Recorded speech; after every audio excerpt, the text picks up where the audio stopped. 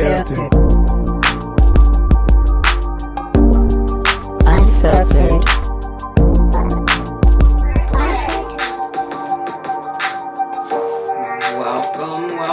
Welcome back to another exciting episode of UnfilTERD Podcast with EyodaNikol. It's been that long and we've been here.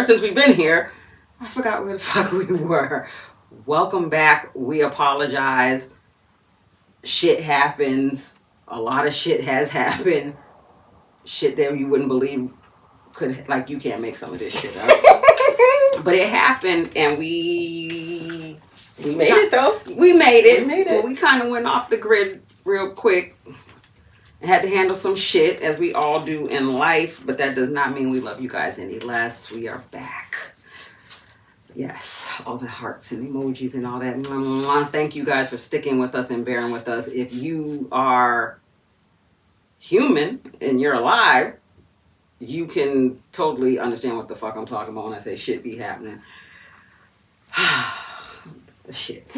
As you said, I think in the last episode, you were like, and I have to do the stuff.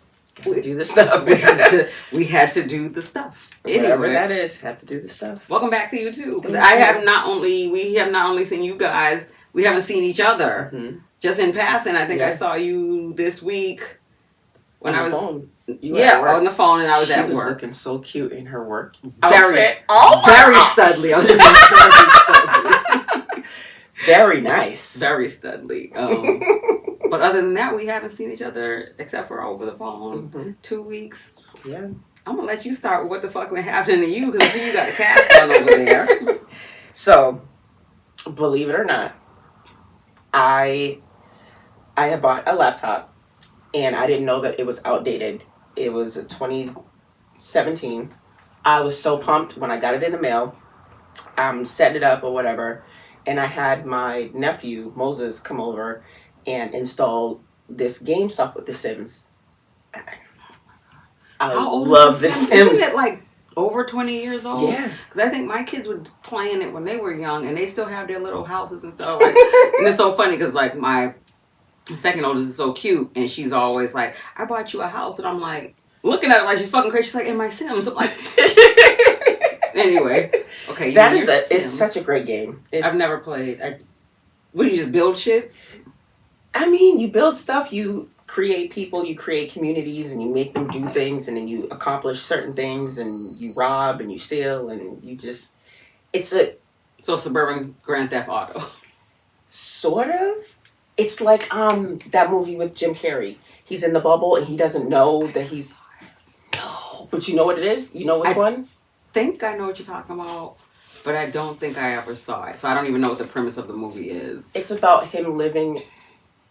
He's not living in a reality. He's living in a TV show. Okay. And everybody is actors. He's the only one that doesn't know. Oh, that's kind of sad. Because, like, what if he falls in love with... He did. Somebody? He did. And she had to leave. Because she was about to tell him, hey, you're on TV. You've been on TV for your entire life. Oh my God, that's so fucked up. It was a really good movie. I'll have to look for it, but that's so fucked up. Anyway, so in your Sims, could your Sims interact with other Sims? Like, that's kind of cute. Especially in this day and time. Like, not for nothing. we might have to need to make our own fucking reality. Because this one sucks. Yeah. That's the only reason why I started. Well, I have The Sims on my iPad. Okay. And that's Sims Free Play. Sims 4 is where you can, like, do a whole lot of stuff. The Sims that I have on my iPad, it's my family. Like, my nephew has a house, he has a wife, he has kids. Oh, wow. My other, like, you know, it's family type of thing. But the other Sims, oh, man. It's a little spicy. Really? Yeah. So, like Sims porn? Yeah, you can make them. Wow. You can make them smash. This is it crazy. Blurs out. It's too much. But you know what? To get away from this reality, fuck it, go for it. You can be on it for hours, like hours, building houses, and it's very strategic. But anyways, So I bought the damn laptop for that, and so that I can have another outlet for me to do work on. My nephew tells me that it's outdated and there's nothing that I can do on it besides type, and that's not what I said. So basically, it's a brick. It is. I couldn't download no apps. I couldn't update nothing because it was so outdated. So where did you get it from? Online, Amazon. Really? Mm-hmm. It was refurbished. I almost bought a refurbished iPad. The bougie in me wouldn't let me. The sheep in me. No, like I don't know. I can't say anything else, but like a used car, stuff like that. Even though I'm on the fence about that shit because I have to buy a new car and I'm terrified. But like electronics, like I'm a gadget girl. Like my gadgets have to. I need to come right out the package. I need to rip it open and just sit there and like. So I couldn't do it because I was thinking, I was like, what if I get this shit and it's a brick? Like it doesn't do shit. Like what am I supposed to do with this? You know. So I need my Apple support. I need even though I need to make a fucking appointment because somebody gotta fix this shit. But you have a brick. Yep. He tells you can only type. Yeah, I can only type on it. So crashing out, right? It's a whole different level of crashing out. So I'll put a pin on that. The crash out. Mm-hmm. The next morning, I boxed up the iPad and I'm like, you know what? Fuck it. I'll just return it. I pulled out my old laptop. This ancient Windows. It's big and heavy. Bing, bing, bing. Is that how it starts? Something like that. It's big and heavy, and that's where I was playing The Sims at first. Mm-hmm. So I plug it in. Now it only works unless it's in the charger. Like that's the only way that it works. So it's not working, and I'm getting frustrated because I wanted to play The Sims, and everything was loading slow and the buttons weren't working. It was just a lot. So I was up to here, hot and mad. Mm-hmm. So probably where you're sitting, and I was probably a little bit further back. That's where the charger was in the outlet.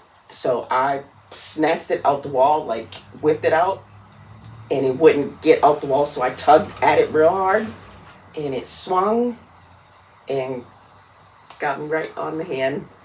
And I looked at it like, I need another reason to just beat somebody up. Because the pain didn't hit me until I stood up. I have the imprint of the charger. I don't know. It's a 3-prong charger. You have the 2 at the top and 1 at the bottom. Only you. Yep. So. Could. Fracture? Is fractured or broken? So it was dislocated. Wow. Now, 10 years ago, I dislocated. I slipped and fell in Wendy's, had a lawsuit. I was going to say, I hope you got paid. And I won. So any little thing can pop my wrist out. Any little thing. I know how to pop it back in place, but there was a different pain that I felt that I didn't want to pop it back and then something else happened. Because it felt like there was stuff broken in here. So, yeah, went to the hospital and they popped it back in place when they were putting me in the x-ray. They had to, and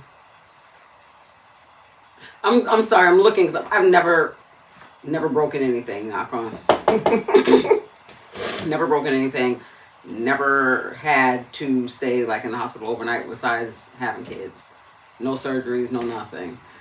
So like the idea of your actual bone doing what it's not supposed to do is kind of like, like you ever watch those videos?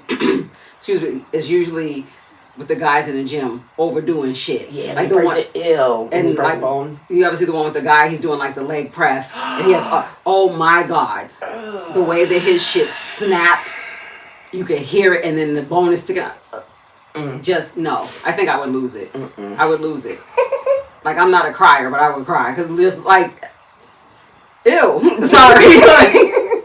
Like you ever see like your kids if they get hurt.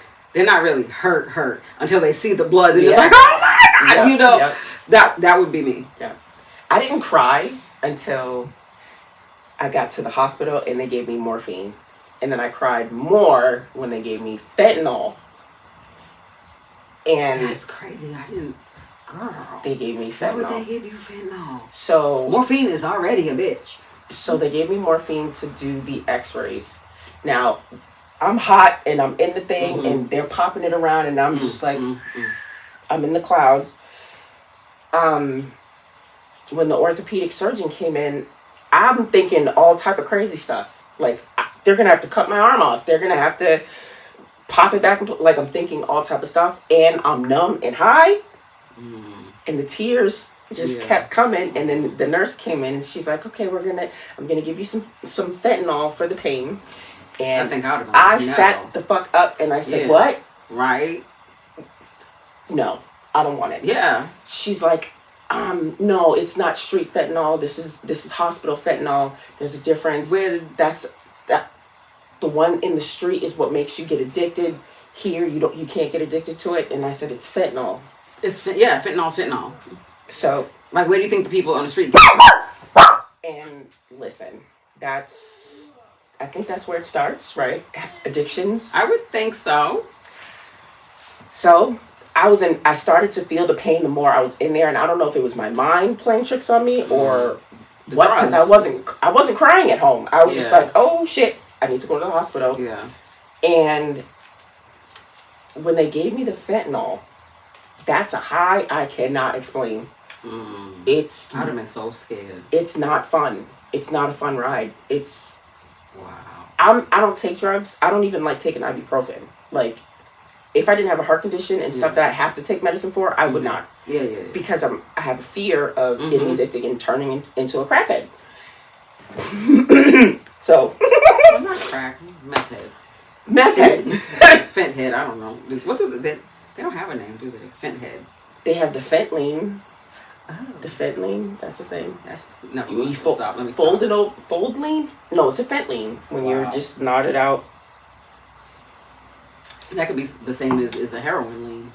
But either way, like, I fucked around and taken too many edibles at one time. And ended up praying, crying. I'm calling my girl when she's in Tennessee. I'm like, if I don't make it to see you tomorrow, tell my kids I love them. Shit like that. So I could not imagine a fent high. Because, like, any kind of high where you gotta pray to breathe, like, am I breathing? Like, that's too fucking much. So I couldn't imagine. No, they wouldn't have gave it to me. Y'all just gonna have to pop whatever the fuck y'all have to pop. Stick some chewing gum on this bitch or some shit. Don't give me, like you said, I don't want that high because it's like you said, it's not fun. And then what the fuck if, I don't know, what if I get it? I don't know. I'm too scared of that shit. That's like even with the oxy shit. Like, I don't like feeling out of control. So, I don't know. I think I would have been praying. I would have been crying. That's probably what made you cry even more. It's like y'all turning me into a meth head right in front of my eyes, like against my will. So everybody that's in there is probably on something. And the funny part about that, right? So I called my job. I'm talking slow. My voice is deep, and I tell them what's going on and that I'm not coming to work. I'm talking to my nephew. He stayed with me. And I had to use the bathroom. He knew that I had fentanyl, that they gave me fentanyl. And I needed to use the bathroom. So he's telling the nurse. Now, there's people everywhere. Like, she was gorgeous. And I think he was, like, flirting with her, looking at her and stuff. I'm like, hey, I'm a crackhead over here. I don't have time for that shit. Listen. Take care of me. So, he's such a sweetheart. It was innocent, but I crawled out of the bed. And I had a vomit bag and I'm just like spacey. He announced so loud, my aunt is on fentanyl and she needs to use the bathroom. Can she get some help to use the bathroom? She took fentanyl. Oh my God. Who is this, Moses or the other nephew? King David. He announced it, not on purpose. And I was talking slow, but in my head, I was having a full conversation. Like, don't say that to these people. I'm not on fentanyl. I am on fentanyl, but I'm not on fentanyl. Your mouth probably wasn't even moving. Your mind is going a mile a minute, but your mouth is like... Yeah. I went to the bathroom, did my thing, came back, and everyone was just looking at me, but everybody's face was just warped because I was high.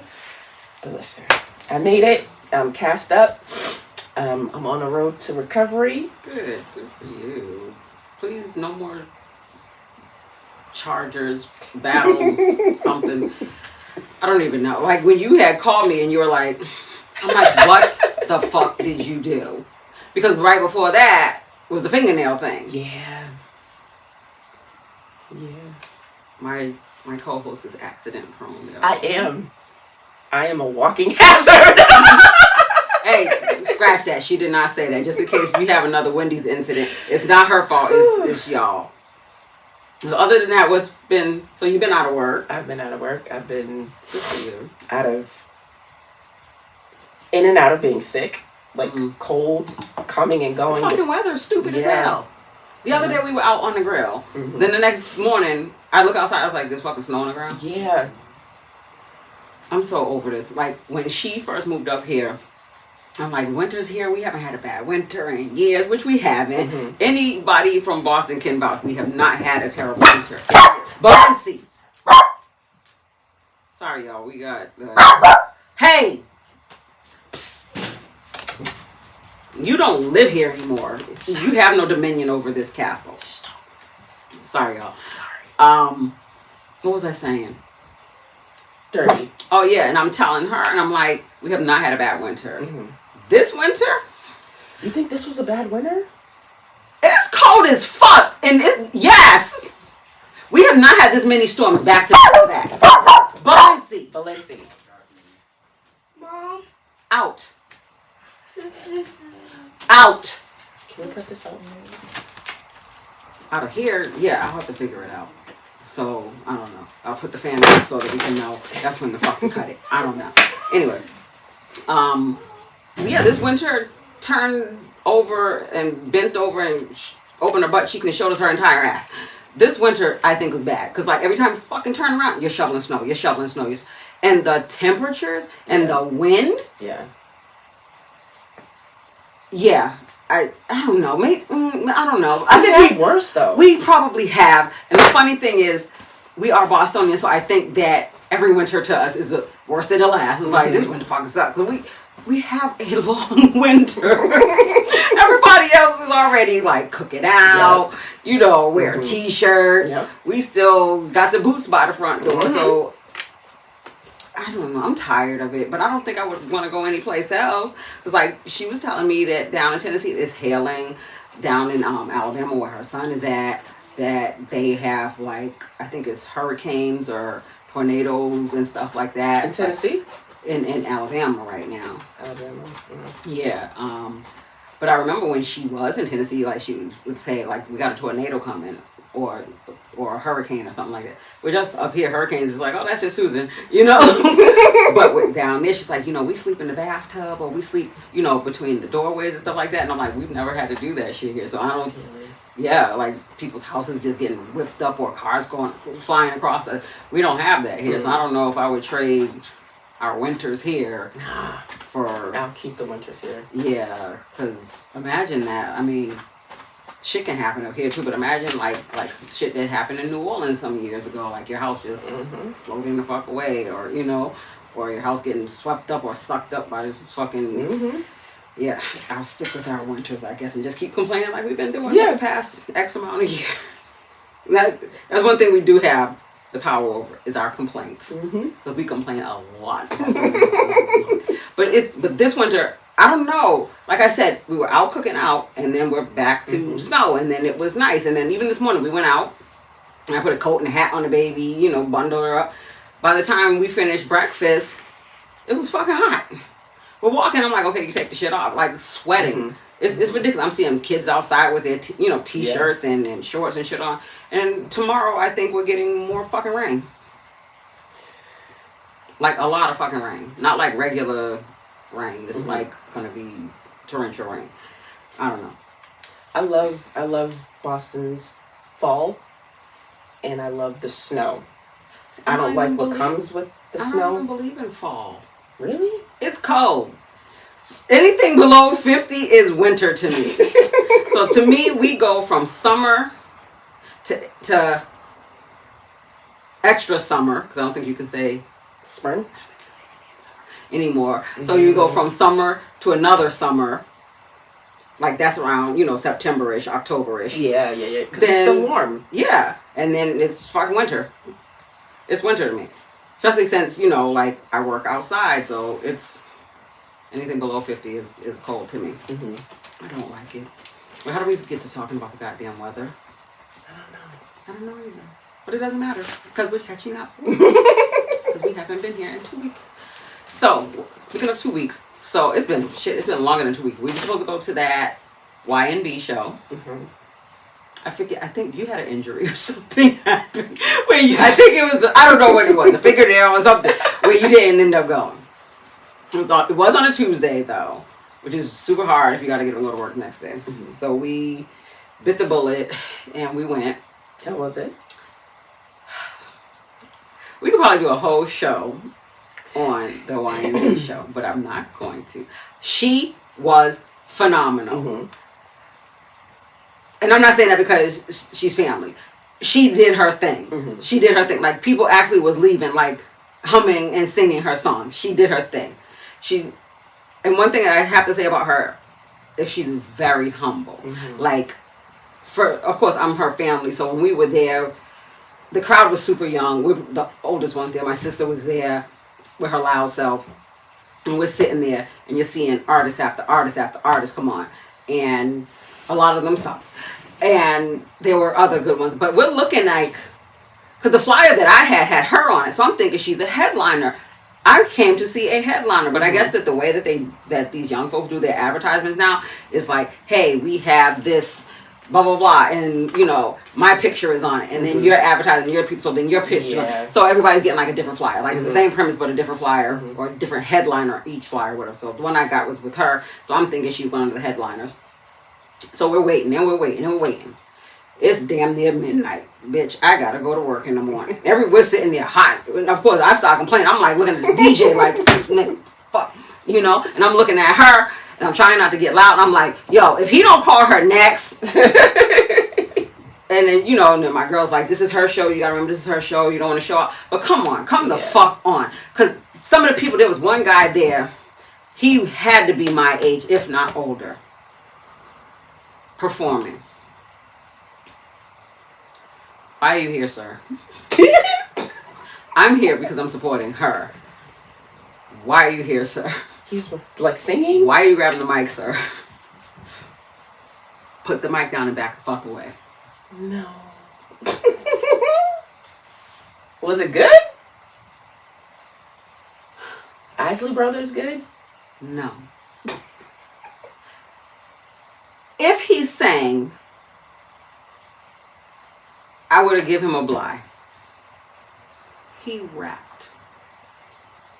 I think that's what you would call it. I think it was called rapping.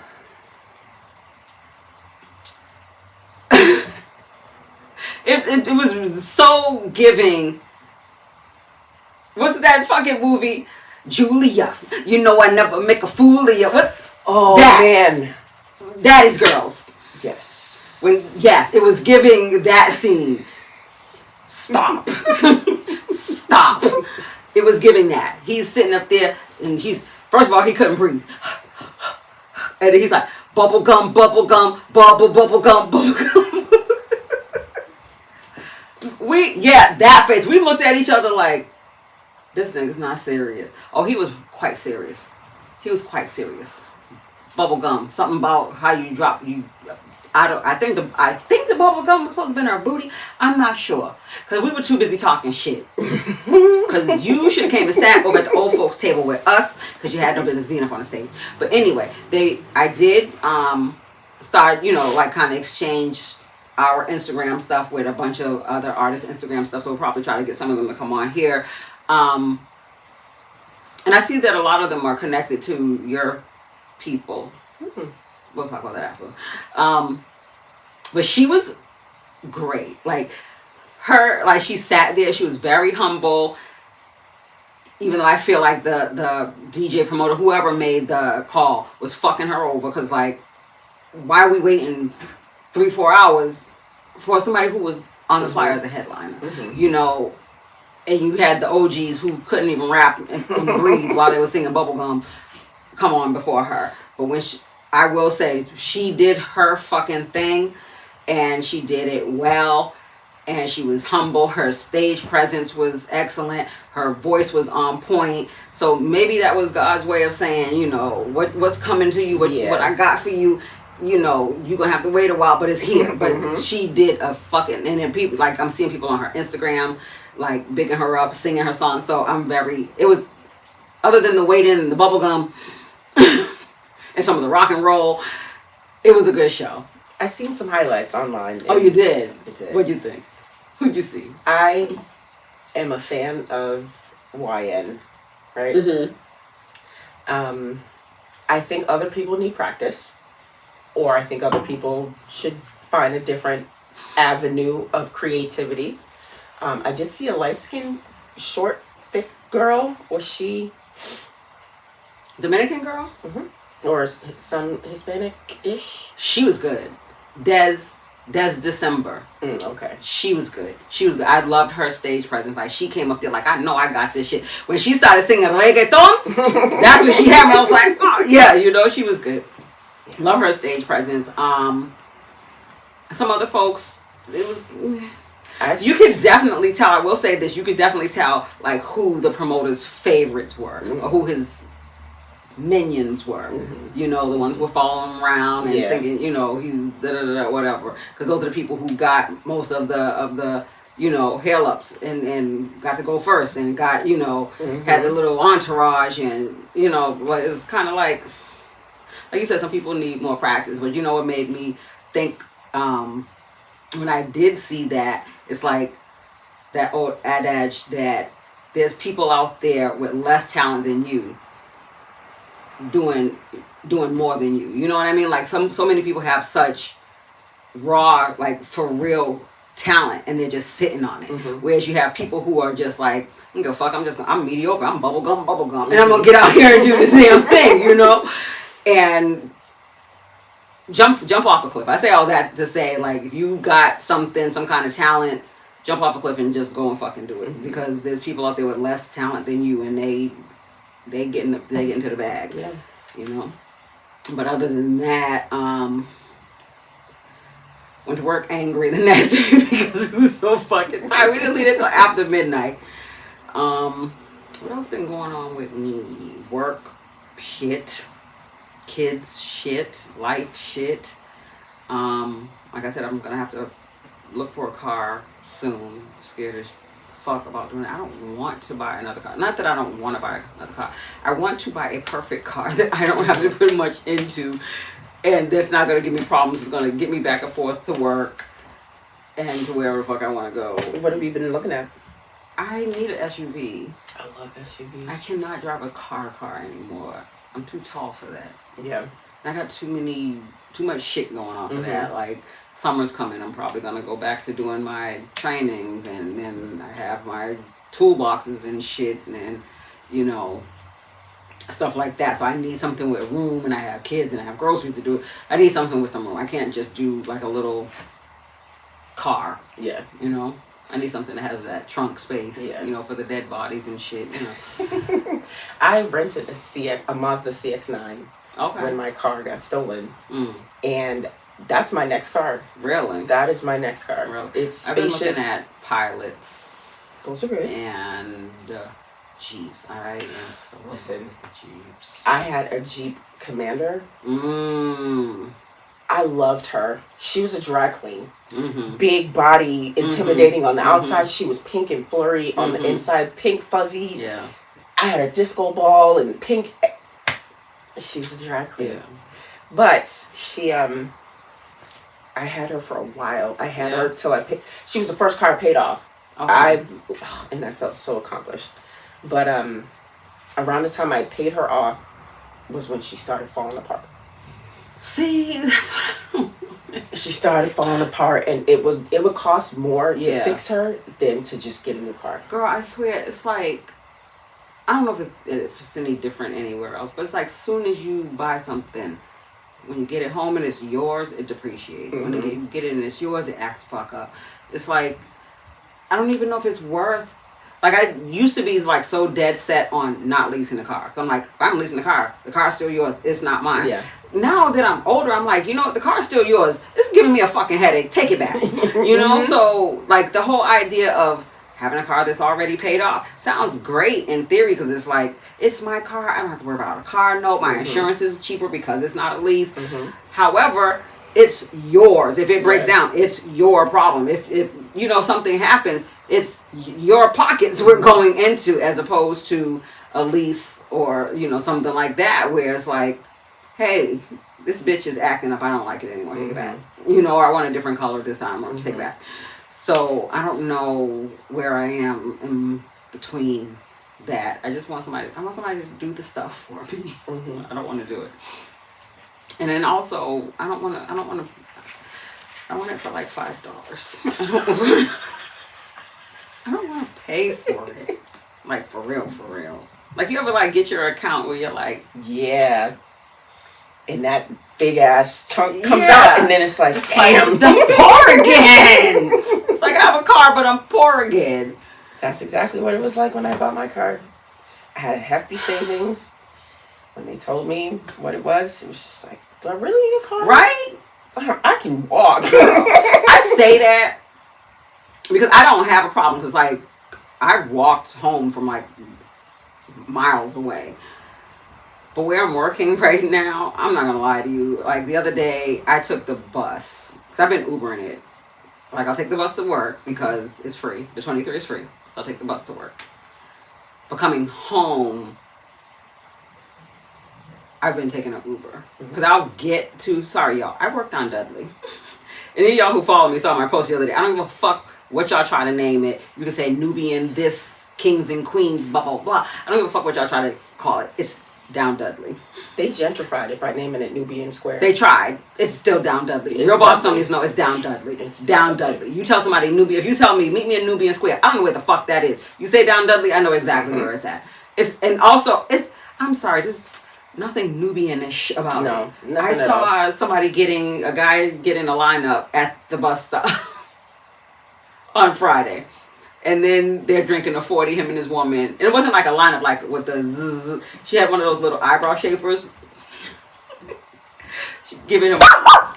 Yo, you want to stop. Giving him a lineup. And they had a 40 ounce. And the police come over and they take the 40. And she just goes off. I'm like, we're down Dudley. Then I'm seeing the people like moving furniture and with wheelchairs. This is down Dudley. This is Dudley. This is Dudley. But, when I leave work and I go down Dudley to get on the bus, like Friday was the first time I've taken the bus. So I was like, it's pretty decent outside. I'm going to take the bus. I don't have to rush home and take the bus, see what happens. Oh, was I so fucking aggravated. So aggravated. It's too much. Like, if you're the type of person that gets overwhelmed when there's too much shit going on around you, down Dudley is not the place for you, and the 23 is not the place for you at 3 o'clock on a Friday.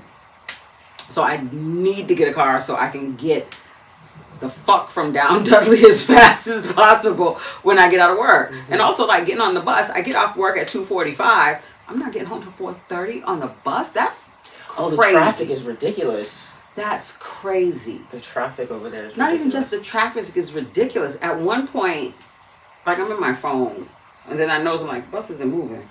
The bus driver's off the bus. Did you park on Warren Street? Why are you off the bus? Looking around the bus, checking the bus, and he gets back in. Then he gets off again. Then he gets back in. Then he gets off again. What the entire fuck are you doing? It's like I swear, it's the buses in the hood. They don't give a fuck at all. No, like, seriously, the bus drivers don't give a fuck. They do whatever they want to. We were on the bus the other day. This motherfucker, I don't know if he just started for the T. Every bus that came past him, beep, beep, hey. At one point, he stopped in the middle of Washington Street. He's on this side, stop. The other bus is on this side, stop. They're talking. I'm sitting there looking like, no, he's not fucking serious right now. He pulls up to somebody who's in the car, opens up the door, and he's talking. We see you. We know you're driving the bus. No one cares. No one cares that you. I mean, kudos to you. You have a job because you can definitely drive other shit. But no one cares. We have jobs too. We have to get to work. And we need you to stop fraternizing with your people at 6 o'clock in the morning so we can get where the fuck we gotta go. Call them on the phone. That would give me anxiety. On top of being around strangers, not knowing who's sick, not just... My biggest thing, I feel, is getting on the bus with a bunch of teenagers. Lord. Because these teenagers are so unruly. I don't want to get into anything with nobody's child. I really don't. I don't. And I'm sorry, I'm still so old school. Like, we're getting on the bus, and these kids, like, I guess they thought they were going to get on the bus before me so they get a seat. The fuck? No. Sorry. I am your elder, and I'm a lady. I don't give a fuck how I'm dressed. I'm getting on this motherfucking bus before you, and I'm sitting down before you. Anyway, so why do I say that when I just said these kids are unruly? You know, that's how something today. Someone, I forget what the fuck happened. It was something with some teenagers. And someone said, I blame the parents. There's been a lot of shit that's been going on with teenagers lately. Like, I don't know if you saw, there was like a brawl, I guess you could call it. Is it the Chick-fil-A or? Oh no! Tell me about that one. No, this was down, almost down Dudley at the little Plaza Washington Park Mall. The kids were fighting. Oh yeah. Is that where they blocked off the police and they wouldn't let them in? I don't know. There was somebody recorded something. Yeah. So what was the Chick-fil-A thing? Oh, a cop shot someone. No, I didn't see that. Here in Boston. Like, there's been a bunch of different shit that you see in different states happening that I've been seeing in Boston. Oh, no. So, off-duty cop shot a kid. I don't know, not a kid, let me not speak. Shot someone at Chick-fil-A on Newberry Street. Wow. A couple days ago, I seen something. My TikTok is changing its algorithm. So now I'm getting a lot of Boston shit, like stuff that's happening here. And there was a brawl, but then the kids or the people were not letting the officers come through to break up the fight. Oh, wow. And I didn't know. It looked like, where is that place? Brookline. It looked like it was over there near Brookline. But then there was something else that I seen on Blue Hill Ave. Oh. Where the check cashier's place is, across from the police station, that Four Corners, the police station, check cashers, you got P&R. No, well that's okay. That's not Four Corners. Oh, I know what you mean. Just way too much shit happening in Boston, and I'm not feeling it because we are not like that. Apparently we are, but like we were looking at something the other day, and it was just like kids all over the place. And I'm like, this summer is going to be a scary summer, you know. Like, I don't know. I have a teenage son, so I don't want him outside. Like, you gotta get a job. You gotta be where the fuck. You know, I need to know where you're at all times. But like, I see so much shit going on, and you see people, and I want to assume, namely, a lot of people who don't have kids, or they are men who probably don't take care of their kids. And I say that because I think that any parent, especially if you have a teenager or have, you know, raised a teenager if they're older now, or if you're in the midst of it, or even let's just say, not for nothing, if you're a witness to it, if you live in the house with a teenager, like let's say if it's your sibling or some shit like that, that people say, oh, I blame the parents. And I might be taking it a little personal because I probably used to be that person that would be like, oh, they don't have no upbringing, or they don't have, you know what I mean? Or, you know, where's their mother at? Nobody really asks where the daddy is, but that's another story for another day. It's always, you know, where was the mom, or I blame their parents, or they don't have no upbringing. And I will say from experience, that is not necessarily true. Yeah. Because you raise your kids the best you can. You do the best that you can with what the fuck you got, especially if you're a single parent, single mom.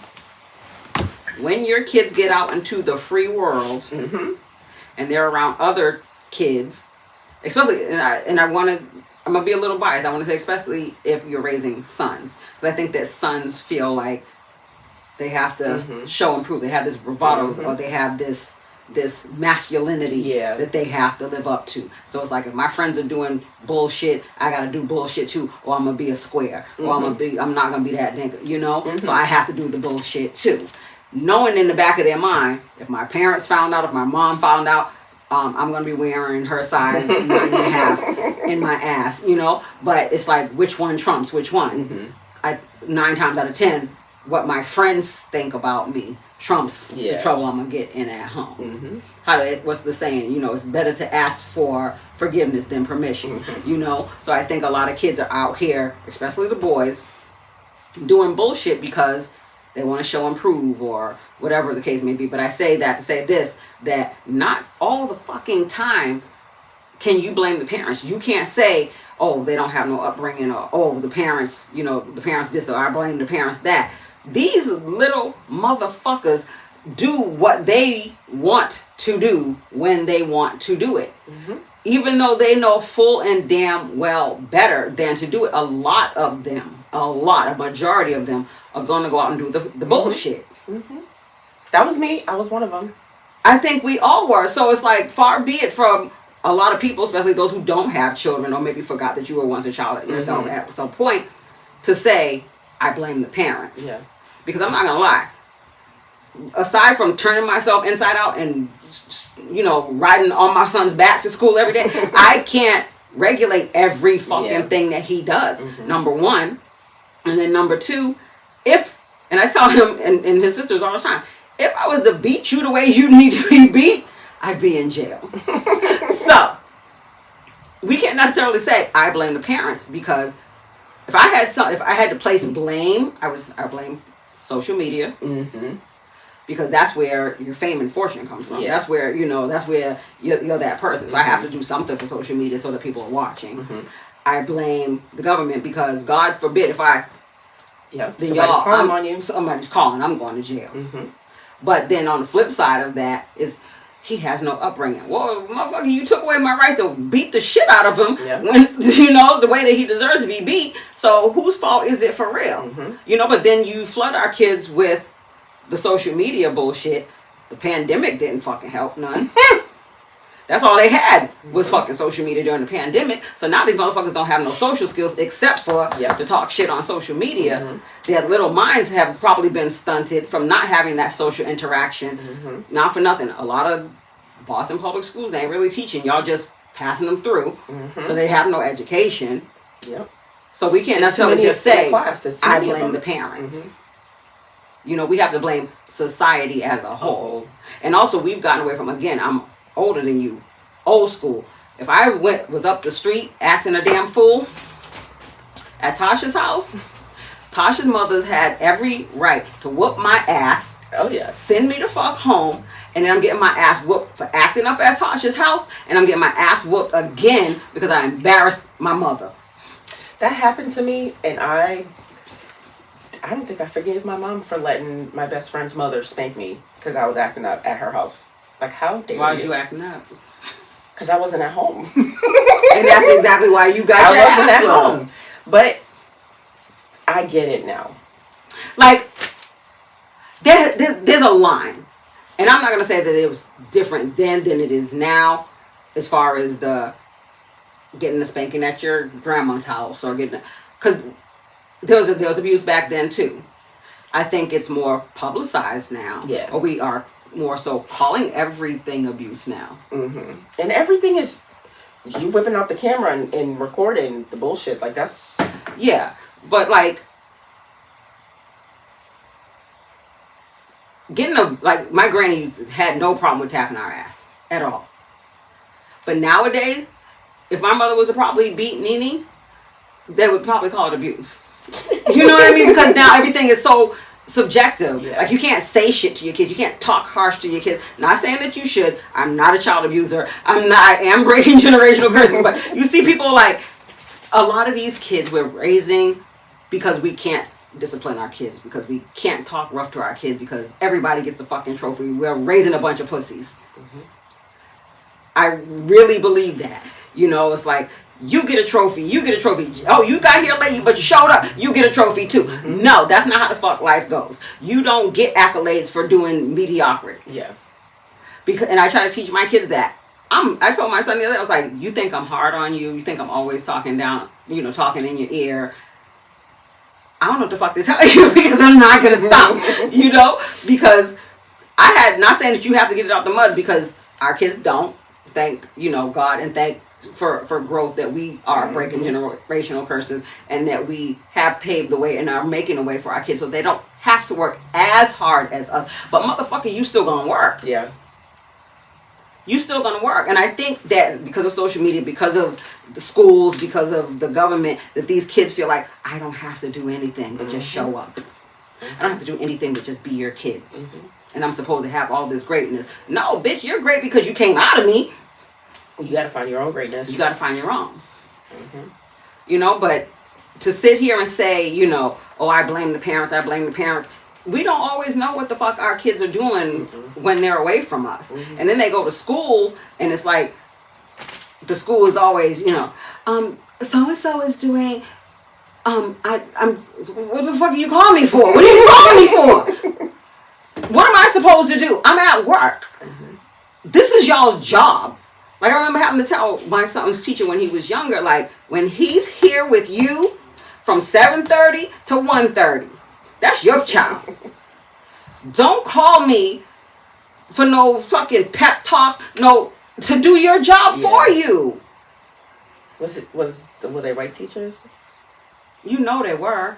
None of my black teachers had to do that. Like, but it was different also back then too, because, like, not for nothing, and I'm not saying that there are educators out there that don't care. There's a lot of y'all who do care, but as on the flip side of that, there's a lot of motherfuckers who don't care as well. And I'm sorry to say it, especially a lot of Caucasian teachers who come into the hood to work just so they can have that on their resume, that I work with diverse communities. And you don't know how to work with diverse communities. There's no cookie cutter sheet to say the way that I teach Billy is the way that I teach Samantha is the way that I teach Timmy. You have to meet every child at the level that they are. Not every child is going to sit there and fold their hands and cross their feet. Every child does not learn the fucking same. So you can't treat these children like it's a package fucking deal. They're individuals. But I guess that's why some people say it's a pipeline from preschool to prison. Because what are you learning? You're learning uniformity. You're learning sit down, shut up, obey, obey, obey. You're not really teaching them to be people, individuals, I think what would benefit the kids now, because I feel like, school is school, right? There's things that you need to learn, but because my son is autistic, he is going to be in a social aspect school where they teach them people skills. Yeah. How to apply for jobs. Stuff that I teach him at home. Things that at we should have been learning. Right. For real, not for nothing. That type of class or that type of outdoor exposure is what these kids need now. My kids, my daughter, she's 21, love her to death. She doesn't know how to fill out a FAFSA. And shit, I don't need this. It's been a long time for me too. But I think that the schools need to teach things that they're gonna actually do outside. That makes so much more sense than, Marley doesn't know how rain evaporates when it falls to the ground. Now I'm saying Marley because she's my daughter. Yeah. Like stupid shit that we don't necessarily need. Like, I remember when I was in school, even at that point, I hated it. But now that I'm older, I'm like, well, goddamn. Like, I think that they should re-implement, like, we had a sewing class. We had cooking class. We had electrical class, like, learn how to work. Is that Madison? No, this was when I was at it doesn't even exist anymore, at the Grover Cleveland. This was middle school. I heard about the Grover. Yeah, this was middle school. We had the electrical class, and we had the carpentry class. I hated the fucking carpentry class. I'm a carpenter now. But I hated the carpentry class. I didn't necessarily like the cooking classes. My thing was, like, I fucking learning how to cook for no man. That was, I was a smart ass. But, like, nowadays these kids don't have Mm-hmm. any of these skills to do any of this shit because we've taken it out of schools and we've only put it in vocational schools. Mm-hmm. Like Madison, I don't even know. Does Madison still even do that? I know they had a like automotive. Yeah. I think they had the electrician shit too, cosmetology, stuff like that. Like hopefully they do still do stuff like that. But as far as like electrical, carpentry, things that they can have a skill that they can learn, that they can actually make money off of it instead of spending money to go to college to learn shit that might not necessarily be useful to them. Balancing a checkbook. We definitely as people have gotten away from balancing the checkbook because we just swipe. We don't give a fuck what's in that account. We just swipe. Mm-hmm. You know, we don't check and see. We don't budget. Mm-hmm. No one knows how to say budget. Mm-hmm. What else? What else? Other skills do our kids need that they're not getting in school? Interview preps, resume writing, how to have a fucking conversation. Yeah, I had that when I was in school, and I went to a charter school. We had to dress up, and we had to come correct, and I learned a lot from school. But then I had to learn the hard shit on my own. Mm-hmm. The hard shit, like calling a doctor's office, Mm-hmm. making appointments. I was, what is it called when you're 16? I was declared an adult by my mother legally at 16. Oh, emancipated? Yes. Oh, wow. Because I was a mom. I had my daughter. Mm-hmm. So I had to figure out a lot of stuff on my own. And my Yeah. mom she didn't teach me anything besides being clean and cooking and making sure you're presentable. Mm-hmm.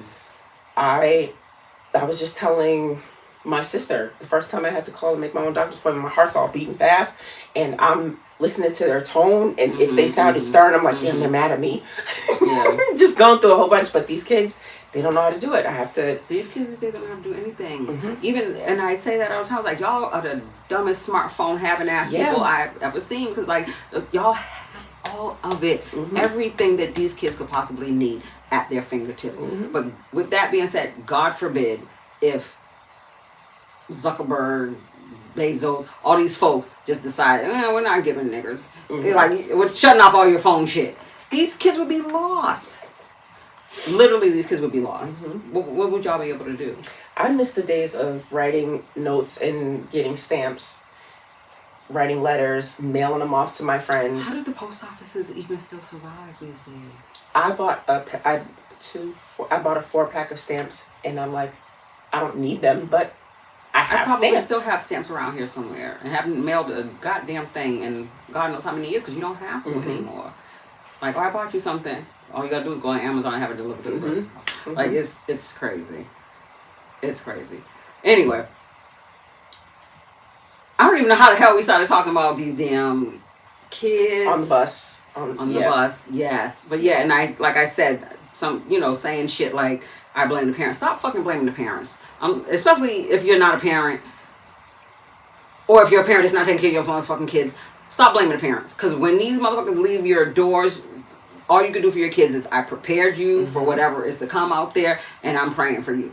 Everything else is literally up to them. These kids are going to do whatever the fuck that they want to do. And not for nothing. If you are, again, I'm old school. If you are saying, I blame the parents, you see these motherfuckers out there acting up, get up in their ear, talk to them or some shit. Like, I'm old school like that. Like, there's no fucking way. Like, how these kids be on the bus, oh, nigga, this and blah, blah, blah. You could not motherfucking talk like that in front of adults at all. Like, I used to cuss, but I knew if I seen an adult, zip it up.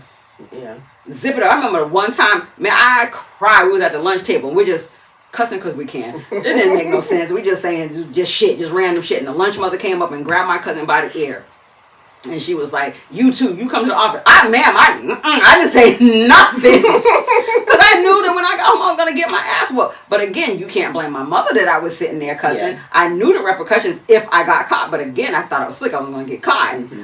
But like, my mother wasn't going to come to school with me and sit next to me to make sure I'm not cussing. She didn't know what the fuck I was doing outside her door. Just the same as us parents nowadays don't know what the fuck our kids are doing outside our doors. So stop fucking blaming parents. Anyway, that was my rant for today. You got a confession session. Shit. I do. Now, to piggyback really quickly on that, my child goes to a predominantly Caucasian school. She's the only. How is that? It's interesting. No problems though? So, when it comes to not blaming the parents, I think because of what she's exposed to, that comment is definitely for them. That is definitely for them. Because they're having racial questions. They're having racial discussions. Yeah, I mean, stuff like that, of course. Like, that comes from home. Insulting. That's coming from home. Inappropriate. And this is your 9-year-old? Mm-hmm. Yep.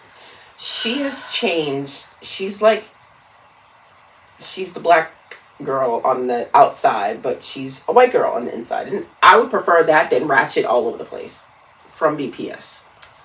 But there was a situation that happened where Marley was in a group and the kids were talking about, oh my gosh, it was a racial thing. Oh, Marley, you can't do this because you're too brown. It was something like that. And when she came and told me, it wasn't like she felt bad. They didn't make her feel bad. But that type of shit is what they're learning at home. Yeah. Colorism and separation and division. So I told Marley, like, they suck. And that's what you're going to be around. People that are going to be questioning you and making you feel weird because of the way you look. But you have to remember that you are a bad bitch. You're a bad little girl. Okay? I didn't say that to her. But you're a bad little girl. Like, you don't need to do anything aside from being yourself. And, I have meetings with her teachers with 2 black allies. Okay, good. No. No? Why do I need 2 black people in a meeting with all these white people? So that... Oh, I thought you were saying that the teachers were black. No. Teachers are all white. The black allies are the program director and a liaison. They are the black translators to the Caucasians. And so all the stuff that you're not able to articulate, they're translating it so that Karen can understand. Is that what you're saying? That's because exactly you what I'm don't, saying. Girl, I couldn't. I hate it. I couldn't. I stay away from it because I went to a mixed school. I know how to talk to a bunch of different people. When I'm around these people, the English dictionary turns on, and it's like they prey on you when you're lacking. And I think that's why they have the black people there as translators. Like, oh my God. And then they start the conversations. Oh, we love your child so much. Like, bitch, get to the point. Right. What do you need? What is the problem? What is going on? And I don't know if I sound angry or if I sound rude or if it's my tone. You're black. But when you're it a black comes woman, to, you're always going to sound like that. When it comes to my child and it comes to what you're teaching and what she's getting from you, I take that very seriously. Yeah. And I think it could be intimidating. But of course, because not for nothing, nigger. Take it with this free education. Like you're supposed to take whatever we give you.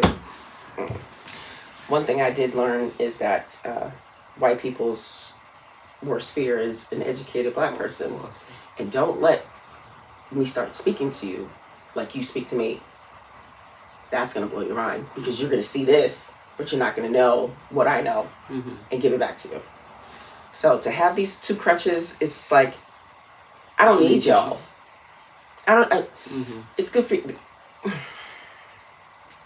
Sarah, it's okay. We're okay. I don't even know if I could do it because I'm like, I'm not going to come in and be like, where them teachers is. Like, I'm not going to do that shit. But also, I'm not coming in, like, first of all, I'm coming in with attitude because I'm taking time off from work to come here. Because there's probably some shit that y'all could have handled. Mm-hmm. And I'm that parent that's like, because 9 times out of 10, if I'm going to school, it's for my son. If you're wrong, talking about my son, I'm going to tell you you're wrong in front of these folks. However, if y'all wrong, I'm going to tell y'all about y'all motherfucking self in front of my son, too. And I always say to my son, as long as you're respectful and you're honest with me, I'm always going to have your back. Yep. Mm-hmm. If you are right. Mm-hmm. Don't have me come up in here acting, some kind of way and having your back, and you is the problem. Mm-hmm. Don't have me looking like a fucking fool. But I was talking to my friend the other day, and she was saying how her nieces, we were talking about like buying houses and stuff like that. And I was like, it doesn't look like it's going to happen in Boston. I'm going to have to move somewhere else. And she's like, well, you got to kind of take into consideration, the schools. I'm like, yeah, because, my daughter's special needs, so I have to take that into consideration. But she was more so talking about the type of neighborhood that, or the type of kids, or that your kid's probably going to be the only black kid, because she has 2 nieces and they are the only black kids in the school. And they always get asked questions like, why is your hair like that? Or why are, you're so chocolate, or, stuff like that. Or they get fetishized, or, shit like that. So it's like a catch-22. It's like, do I keep my kids in a Boston public school in the hood where, they could potentially get jumped after school, or get exposed to shit that I'm not ready to have a fucking conversation about? Yeah. Or do I send them to a quote-unquote better school, or predominantly white school, where now my child is coming home crying because she's not good enough, because she's dark, or because she's black, or because her hair is kinky, or because she talks a different way, or because she got a different kind of swag, So it's a lot of shit to consider when you are sending your kids to whichever fucking school. And it's like, I just want my kid to go to school and get a fucking education. Yeah. Even though, not for nothing, I don't know, like maybe her having to be in this predominantly white school, you get a taste of what America is early. It sucks. Maybe to give her a tougher skin when she does get out there in the world, and then you keep in her ear like, you're enough. You're better than enough. You're more than enough. You are fucking great because you came from greatness, So, I don't know. Maybe it'll work out. Hopefully, it'll work out. It'll work out. She's been there for 2 years now. Okay, it's working out. And my nephews, they're almost done. They've been in the MECO program since they were in like pre-K or K1 or whatever. And Moses is a junior, King is a senior. So they're almost done. And you can just tell the level of education that these kids have. And there's a lot more African American kids getting into the MECO program older, like high school. You can just, they don't act like BPS kids. It's a different level of communication. It's a different level of maturity, and they know how to talk to you. It's not on some,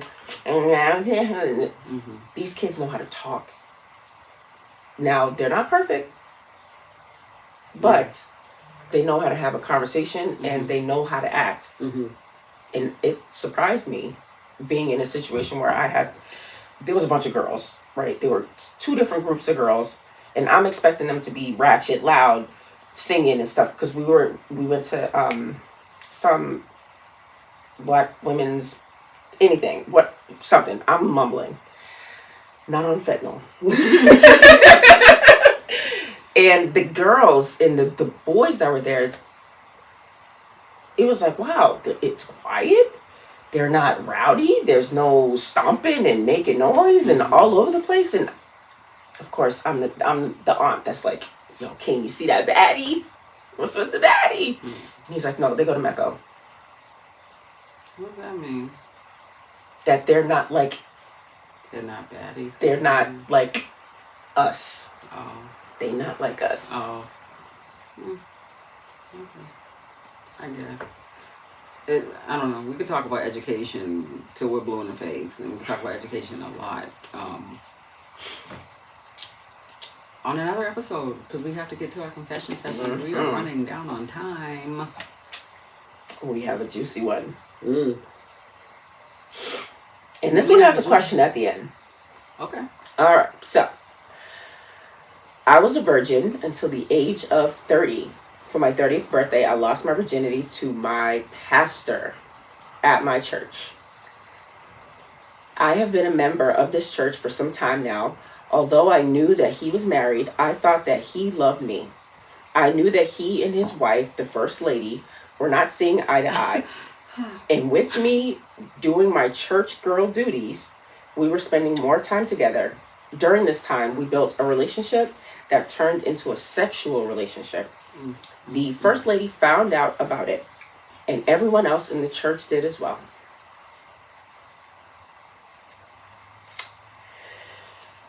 Girl. So now, I guess I am the harlot of the church. You're not a harlot. That's such an old word, harlot. Although the first lady says that she understands and that she feels that I was being taken advantage of because he is the man in power. However, I still feel the cold stares and the whispers behind my back at church.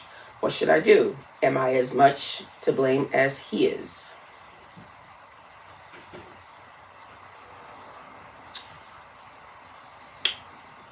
She's asking us. Yeah.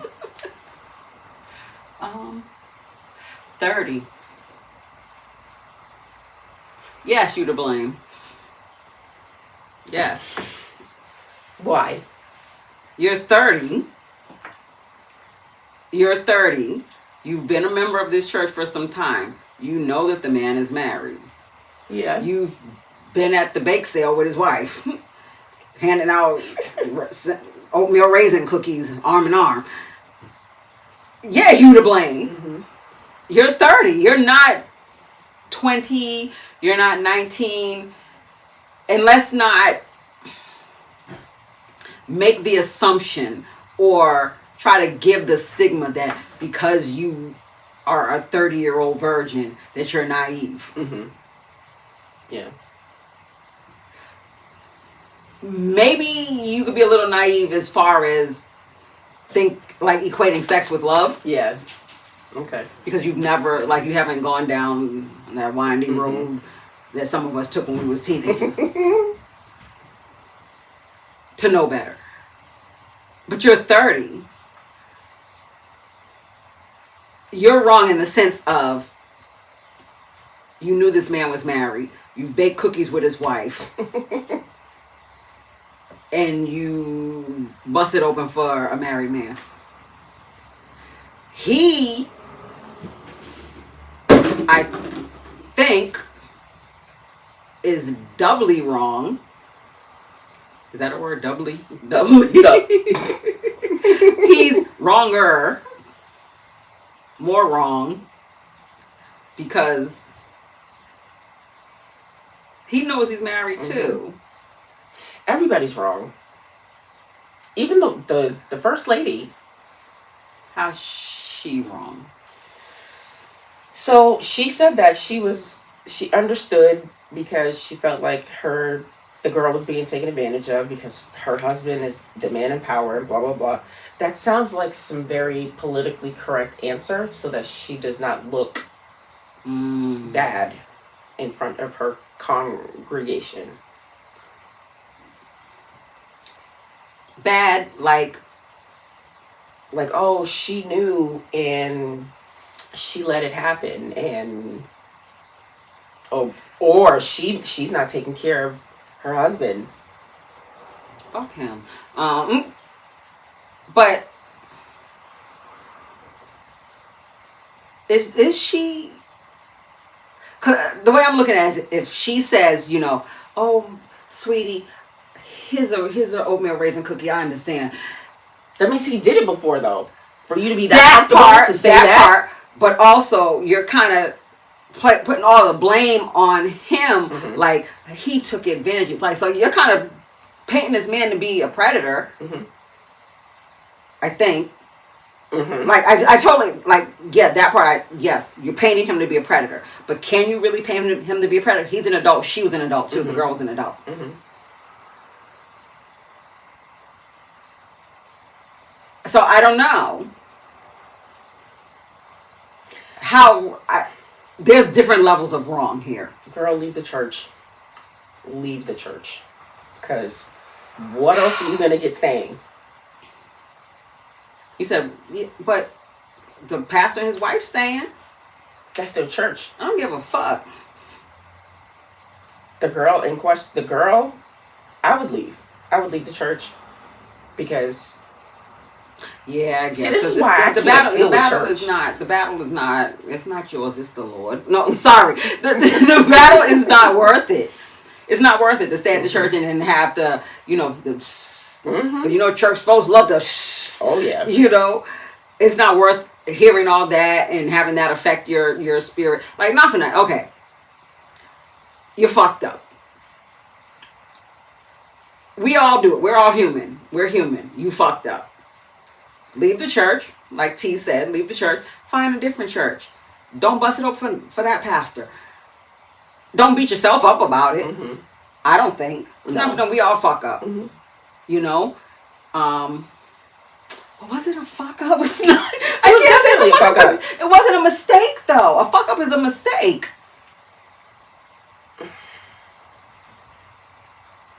Like, make sense out of nonsense. Let's just take the church part the fuck out of it. Me and you was hanging out. I know you, I know your husband. We baking brownies and cookies and shit together. Your husband can sit here and tell me all kind of bullshit. Oh, she don't do this and she don't do that. And we getting close and we shouldn't even be fucking having those conversations in the first goddamn place. Mm-hmm. It's for me to get that comfortable with you, to believe your lies that you're going to leave, that he's going to leave you for me. Mm-hmm. Or that there's tension in the ranks that y'all just ain't vibing. Niggas say anything to get some. Mm-hmm. Just because he's a man of the cloth don't make him no motherfucking different. Mm-hmm. We need to stop putting these church fucks woo! These church folks up on this pedestal like they can do no wrong. They're human too. Mm-hmm. But I think that also needs to change with the whole narrative of church. You go to church to confess your sins, to pray, to gather, to do all of that stuff. Stop putting this tent over church where you can't sin or you're of a perfect being. That's the church way. That's the church way. Like I say, the bigger the hat, the bigger the sin. Like, I remember being in church. I think we might have talked about this before or whatever. But like struggling with, hey, I'm a single mom. And at that point in my life, I was lost. Like, I'm fornicating, but I'm also in the choir. So it's kind of like I'm going to the church sisters. Like, I happen to having a spiritual dilemma. Like, and I was turned away. So it's kind of like church is not. I don't know. Church gives off this poly purebred, holier than thou. Mm-hmm. We are touching the hem of his garment, mm-hmm. And we've never done any wrong, or we've been delivered from our sins, and we're never going to sin again, and we've never gone back there again. And if you sin, you're condemned to hell, you harlot. Yeah. And that's not the fucking case. It's mm-hmm. not for nothing. A lot of y'all who be sitting up in them front motherfucking pews. On fire. Up under that hat. Mm. I don't subscribe to the narrative. No, I don't either, because I feel like mentally you'll be fucked.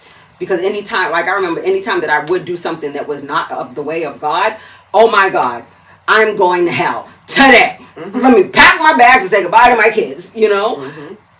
So I don't subscribe to that. Girl, like she said, leave the church. Just leave the church. Don't beat yourself up about it. You are a human. We are all human. He was a human. His wife is a human. There's other churches out there. If